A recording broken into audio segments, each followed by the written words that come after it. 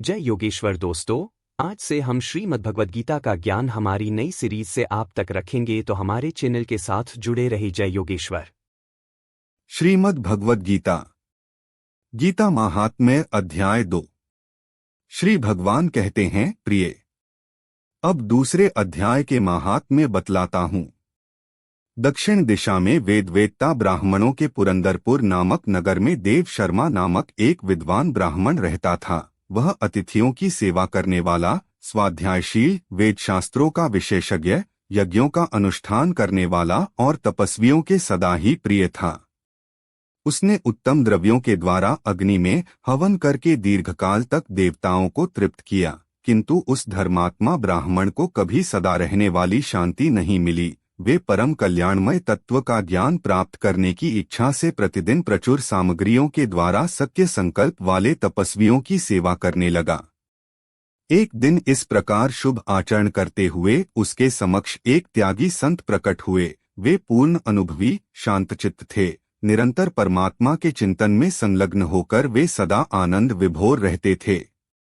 उन नित्य संतुष्ट तपस्वी संत को शुद्ध भाव से प्रणाम करके देव शर्मा ने पूछा, महात्मन, मुझे सदा रहने वाली शांति कैसे प्राप्त होगी? तब उन आत्मज्ञानी संत ने कहा, ब्राह्मण, सौपुर ग्राम का निवासी मित्रवान, जो बकरियों का चरवाहा है, वही तुम्हें उपदेश देगा। यह सुनकर देव शर्मा ने महात्मा के चरणों की वंदना की और सौपुर ग्राम के लिए चल दिया। समृद्धशाली सौपुर ग्राम में पहुंचकर उसने उत्तर भाग में एक विशाल वन देखा। उसी वन में नदी के किनारे एक शिला पर मित्रवान बैठा था। उसके नेत्र आनंद से निश्चल हो रहे थे।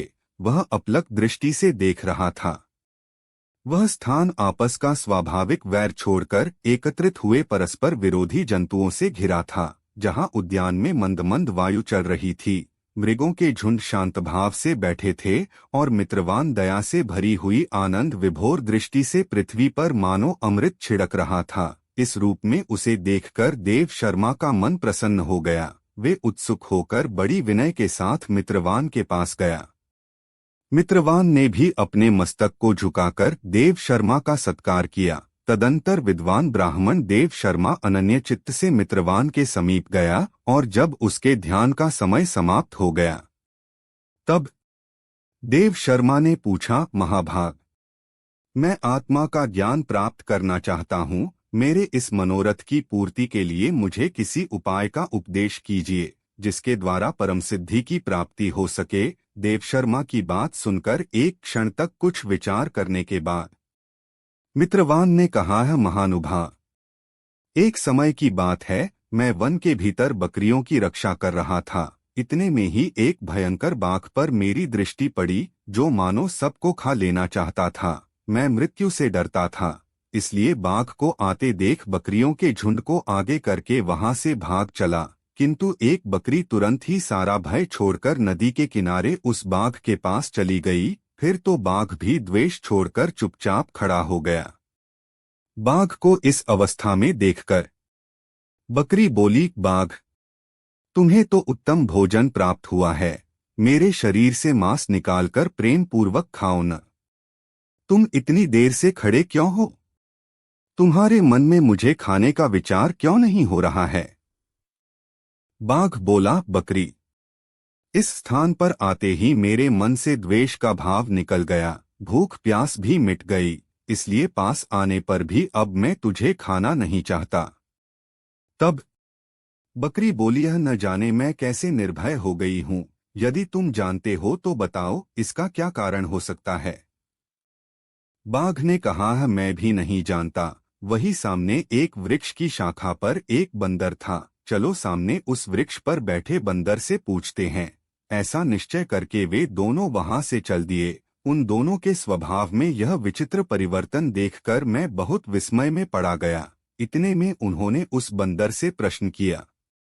उनके पूछने पर वानरराज ने कहा, है श्रीमान, सुनो, इस विषय में मैं तुम्हें प्राचीन कथा सुनाता हूँ। यह सामने वन के भीतर जो बहुत बड़ा मंदिर है, उसकी ओर देखो। इसमें ब्रह्मा जी का स्थापित किया हुआ एक शिवलिंग है।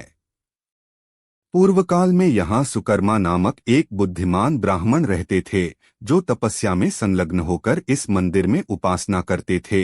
वे वन में से फूलों का संग्रह कर लाते और नदी के जल से पूजनीय भगवान शंकर को स्नान कराकर उन्हीं से उनकी पूजा किया करते थे। इस प्रकार आराधना का कार्य करते हुए सुकर्मा यहाँ निवास करते थे। बहुत समय के बाद उनके समीप किसी अतिथि महात्मा का आगमन हुआ। भोजन के लिए फल लाकर अतिथि महात्मा को अर्पण करने के बाद सुकर्मा ने कहा, महात्मा, मैं केवल तत्वज्ञान की इच्छा से भगवान शंकर की आराधना करता हूँ। आज इस आराधना का फल मुझे मिल गया, क्योंकि इस समय आप जैसे महापुरुष ने मुझ पर अनुग्रह किया है। सुकर्मा के ये मधुर वचन सुनकर तपस्या के धनी महात्मा अतिथि को बड़ी प्रसन्नता हुई। उन्होंने एक शिलाखंड पर गीता का दूसरा अध्याय लिख दिया और सुकर्मा को उसके पाठ और अभ्यास के लिए आज्ञा देते हुए महात्मा ने कहा है, ब्राह्मण, इससे तुम्हारा आत्मज्ञान संबंधी मनोरथ अपने आप सफल हो जाएगा। यह कहकर वे बुद्धिमान तपस्वी महात्मा सुकर्मा के सामने ही उनके देखते देखते अंतर्धान हो गए। सुकर्मा विस्मित होकर उनके आदेश के अनुसार निरंतर गीता के द्वितीय अध्याय का अभ्यास करने लगे। तदंतर दीर्घकाल के पश्चात अंतःकरण शुद्ध होकर उन्हें आत्मज्ञान की प्राप्ति हुई। फिर वे जहाँ जहाँ गए वहाँ का तपोवन शांत हो गया। उनमें सर्दी, गर्मी और रागद्वेष आदि की बाधाएं दूर हो गईं। इतना ही नहीं, उन स्थानों में भूख प्यास का कष्ट भी जाता रहा तथा भय का सर्वथा अभाव हो गया। यह सब द्वितीय अध्याय का जप करने वाले सुकर्मा ब्राह्मण की तपस्या का ही प्रभाव को समझो। मित्रवान कहता है, वानरराज के इस प्रकार बताने पर मैं प्रसन्नता पूर्वक बकरी और बाघ के साथ उस मंदिर की ओर गया। वहां जाकर शिलाखंड पर लिखे हुए गीता के द्वितीय अध्याय को मैंने देखा और पढ़ा।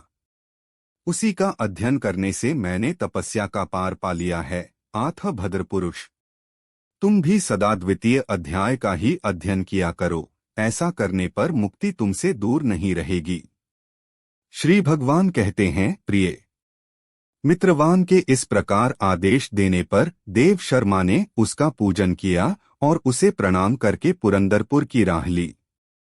वहां किसी देवालय में पूर्वोक्त आत्मज्ञानी महात्मा को पाकर उन्होंने यह सारा वृत्तांत निवेदन किया और सबसे पहले उन्हीं से द्वितीय अध्याय को पढ़ा। उनसे उपदेश पाकर शुद्ध अंतःकरण वाले देव शर्मा प्रतिदिन बड़ी श्रद्धा के साथ द्वितीय अध्याय का अध्ययन करके ब्रह्मज्ञान में लीन होकर परम पद प्राप्त हुआ। हमारी चैनल को लाइक करें, शेयर करें और सब्सक्राइब करें। धन्यवाद।